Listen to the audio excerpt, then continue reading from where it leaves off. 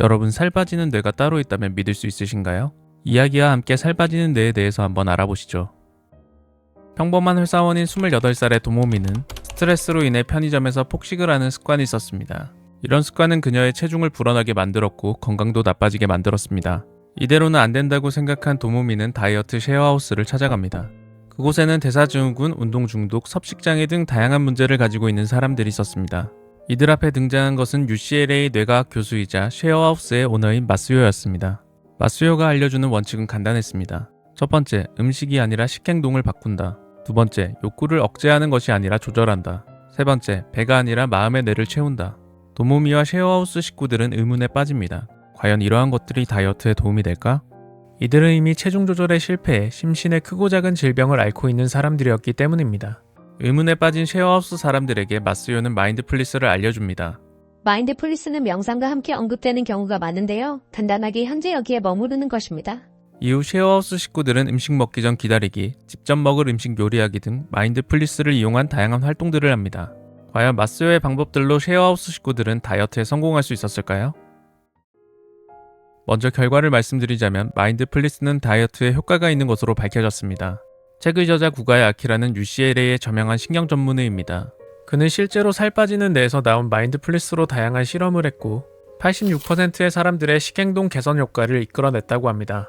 마인드풀리스는 의식적으로 지금 이 순간에 주의를 집중하는 것입니다. 다양한 종교나 심리학에서 말하는 나우 앤 히어가 떠오르는데요. 맞습니다. 다양한 종교나 심리학에서는 지금 여기에 머무르는 것을 치유와 성장의 시작으로 봅니다. 그렇다면 어떻게 마인드풀리스를 이용해서 지금 여기에 머무를 수 있는지가 궁금하실 텐데요. 가장 우리에게 친숙한 방법은 호흡에 집중하기입니다. 너무 뻔한 방법이라고 생각되시나요? 우리는 대부분 자동 모드로 생활을 하고 있습니다. 걷는 것으로 예를 들어보겠습니다. 여러분들 중에 걸을 때 어떻게 걷는지 의식하면서 걸어 다니는 분들 계실까요? 아마 안 계실 겁니다. 우리는 대부분 걸을 때 걷고 있다는 것을 의식하지 못하고 다른 행동들을 하며 걷습니다. 음악을 듣기도 하고 고민을 하기도 하고 심지어는 동영상을 보면서도 걸으실 텐데요. 이때 우리의 뇌는 계속 무언가를 하고 있는 상태입니다. 음악, 생각, 동영상 모두 우리 뇌에게는 처리해야 할 데이터이기 때문이죠. 결국 뇌가 쉬지 못하는 겁니다. 이때 뇌를 쉬게 해주려면 숨을 쉬는 행위, 걷는 행위 등 한 가지에 깊이 집중해야 합니다. 지금 여기에 있을 때 우리는 우리의 뇌를 쉬게 해줄 수 있습니다. 이것이 바로 마인드풀리스의 효과입니다. 효과는 이제 알겠고, 그럼 이것이 왜 다이어트에 도움이 된다고 하는 건지 또 궁금하시죠? 정답은 쾌락 중추에 있습니다. 뇌에서는 음식을 섭취하는 것도 하나의 자극으로 인식합니다. 우리가 맛있는 음식을 먹으면 행복하기까지 한 이유는 여기에 있습니다. 맛이라는 것은 굉장한 자극입니다. 그렇다면 걸음의 예시로 알려드렸던 자동 모드로 식사를 하면 어떻게 될까요?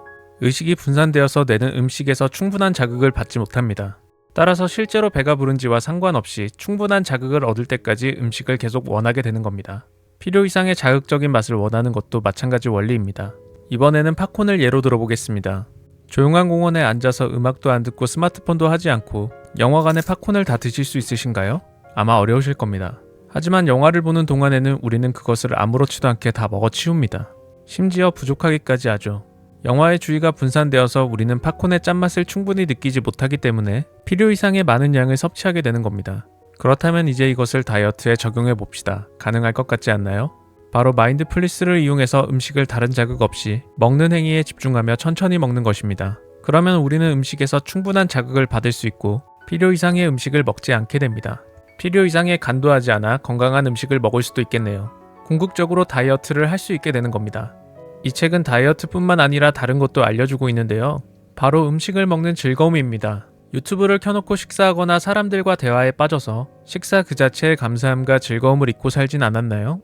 인간은 다른 생명을 해치지 않고서는 생명을 유지할 수 없는 존재입니다. 그동안은 자동 모드로 식사를 하느라 우리 앞에 차려진 음식에 감사하는 마음도 잊으셨을 겁니다. 살 빠지는 데는 마인드풀리스를 이용해서 밥을 먹기 전에 하는 감사, 숟가락을 집어드는 행위, 숟가락과 젓가락에 담긴 음식의 무게를 느끼는 것, 입안에 음식이 들어오는 감촉을 느끼고 하나하나 맛을 느끼는 것을 통해 식사의 즐거움을 되찾는 것을 알려주고 있습니다. 식습관을 바꾼다고 어떻게 해도 안 되던 다이어트가 될까? 아직도 의심을 품는 분들이 있을 텐데요. 최근의 연구 결과에 따르면 다이어트에서 운동과 식습관이 차지하는 비율 중 식습관이 차지하는 비율이 70%, 운동이 차지하는 비율이 30% 정도라고 합니다. 필요 이상의 식사는 인슐린을 과도하게 분비하게 만들고 과도하게 분비된 인슐린은 우리 몸의 지방을 저장하게 만듭니다. 그동안 아무리 운동해도 살이 빠지지 않았던 이유입니다. 이제 식습관을 개선하는 것이 얼마나 중요한지 아셨나요? 제가 전달할 메시지는 아직 하나 더 남아 있습니다. 결국 살 빠지는 뇌에서 전달하고자 하는 메시지는 단순히 식습관 개선이 아닙니다. 식사라는 우리가 공감할 수 있는 이야기를 통해 자동 모드를 해제하는 것입니다. 여러분 하루 중 얼마나 많은 시간들을 자동 모드로 보내고 계신가요? 나이가 들어갈수록 인생이 짧게 느껴지는 것은 뇌세포의 퇴화뿐만 아니라 우리의 생각이 너무 많아져서일 수도 있습니다. 사람은 나이가 들수록 생각과 고민이 많아지고 그만큼 하루 중 자동 모드의 비율이 높아집니다. 오늘 하루가 어떻게 지나갔는지 기억이 잘 나시나요? 마인드풀리스를 이용해서 지금 여기에 머물러 보시는 것은 어떨까요? 잠시 멈춰서 나의 호흡에 집중하고 하늘을 한번 바라보세요. 정말 오랜만에 만나는 하늘 아닌가요? 여러분들이 마인드풀리스를 이용해 다이어트에도 성공하고 진정한 뇌의 휴식을 얻기를 바라면서 이야기 마치겠습니다. 더 궁금한 것이 있는 분들은 직접 살 빠지는 뇌를 읽어보시기를 추천드립니다. 책에는 제가 축약해드린 내용보다 더 자세하게 마인드풀리스를 식사에 적용하는 방법이나 삶에 적용하는 방법을 이야기와 함께 재미있게 전달하고 있습니다. 지금까지 여러분들께 사유할 거리를 올려드리는 사유식탁이었습니다.